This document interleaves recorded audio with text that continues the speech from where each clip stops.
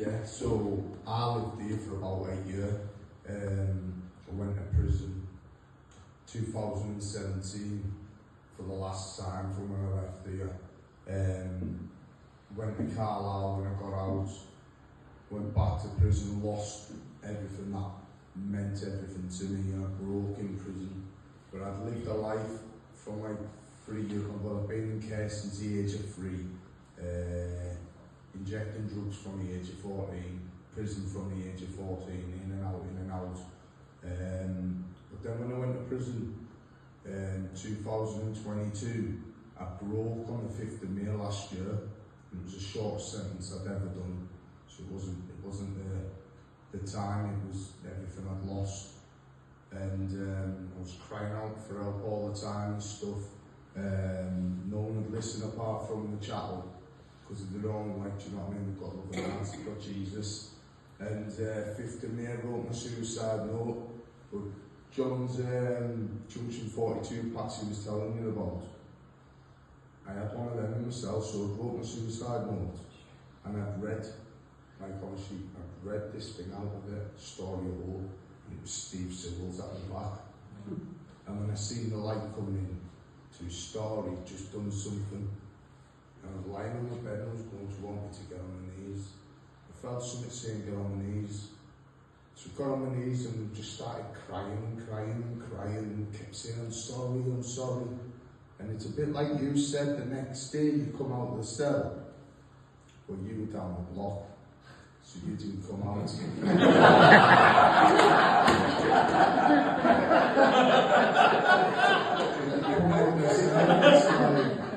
You've been dead nice and apologetic and that, they're all like, we've well, seen eventually you got out. Yeah. We've seen you on the netting smashed out, I was taking the body cams off them and smashing them and smashing myself, moving wing to wing, I was on drugs. And within like a week they give me a wing job.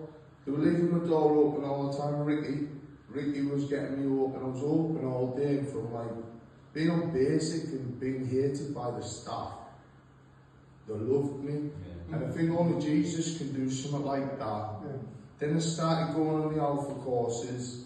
Met a lot of people like connected with Junction 42 who come in on the alpha course. I met your wife came in, I met your wife. And ever since that day, he baptised me within a month of getting out of prison. I've been to all the connects, I think in North East, I have how many, yeah. And listen, if anyone isn't with Jesus right now or wants to get reconnected, these connects are the place to do it, because there's a lot of love in here.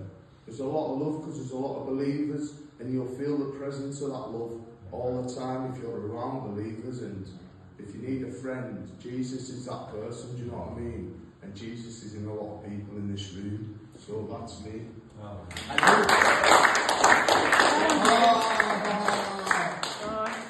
You're making me cry. So this lady over here, Christina. I call her Tina. I know, it's Tina. I call her Tina, so it's like very confusing that, because I've always known her as Tina. But she used to babysit me. I can't really remember, but I lived with her dad. So my mum had like a, I'm not going to tell a full story. No, she had a bad life. And she ended up being like homeless, and her dad let my mum live there for like 5 years, and I lived there most of that, like 2 years or something, do you know what I mean? Because I was in care, and the care system couldn't like cope with me, do you know what I mean? So yeah, so she watched the video when I talked at the Connects in the North East. Wow. And she was coming to this one, and she said, you coming here when you open? Yeah, of course I am. So the Lord